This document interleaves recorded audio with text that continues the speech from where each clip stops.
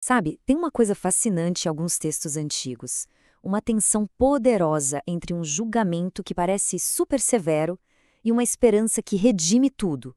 Como é que uma única mensagem pode ser tão amarga e ao mesmo tempo tão doce? É exatamente esse paradoxo que a gente vai explorar hoje. Então, olha só o nosso caminho. Primeiro, a gente vai direto na raiz do problema, nesse retrato da arrogância. Depois, vamos ver a consequência disso, o tal do dia do juízo. Aí vem a parte curiosa. Por que essa mensagem que anuncia tudo isso é tão agridoce?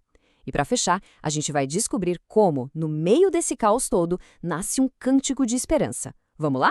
Ok, então para a gente conseguir entender por que as advertências que vêm por aí são tão pesadas, a gente precisa primeiro dar uma olhada no comportamento que provocou tudo isso. E essa citação de Provérbios já dá o tom de tudo, percebe? O problema central aqui não é um deslize qualquer, é uma atitude, a arrogância, aquele olhar que vem de cima, sabe? Cheio de desdém. E o ponto é que isso não se trata só de uma pessoa ou outra sendo orgulhosa. O livro de Provérbios descreve o que seriam 4 tipos de decadência social. Começa com a quebra dos laços de família, depois passa para aquela autojustiça, sabe? A pessoa se acha pura, mas está longe disso.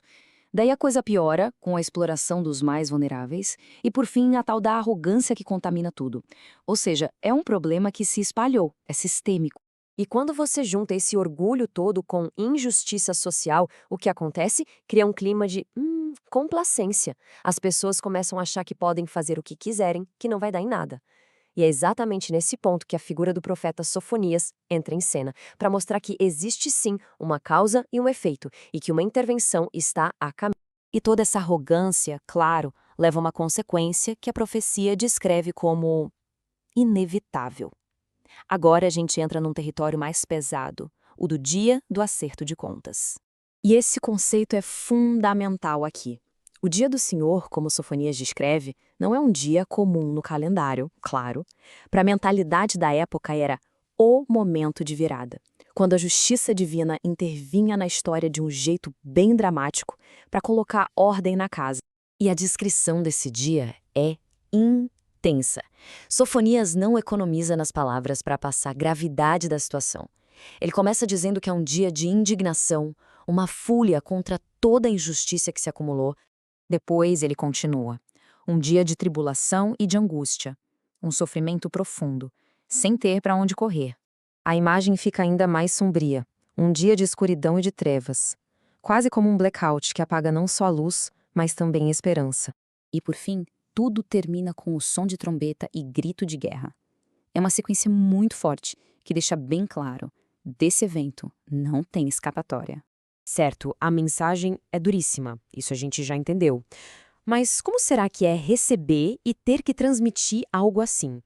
Agora vamos mudar um pouco o foco do o que da advertência para o como ela é entregue, usando uma metáfora bem poderosa. Lá no livro do Apocalipse, tem uma visão muito marcante. Um anjo aparece com um pequeno rolo, que representa a palavra de Deus, e dá uma ordem no mínimo estranho. Pega e come. Sim, comer o rolo. E aqui está o pulo do gato. A experiência de consumir essa mensagem é dupla. Na boca, ela é doce como mel. Por quê? Porque é a verdade, vem de uma fonte divina, e no fundo carrega uma promessa de justiça. Só que quando essa mensagem desce para o estômago, ela se torna amarga, porque expõe realidades muito dolorosas e anuncia um julgamento que é bem difícil de engolir. Essa citação resume perfeitamente a experiência. E nisso está a essência de uma tarefa profética. Ter que proclamar uma verdade que é, ao mesmo tempo, linda e terrível. Mas a história termina com esse gosto amargo?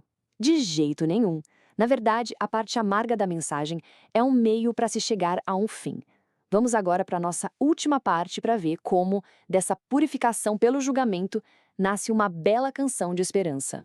E esse verso do Salmo 138 já muda completamente o tom, né? A gente sai daquele julgamento gigante cósmico e aterrissa numa fé mais pessoal, mais resiliente. A ideia é que, mesmo no meio do caos, existe uma promessa de que a vida continua.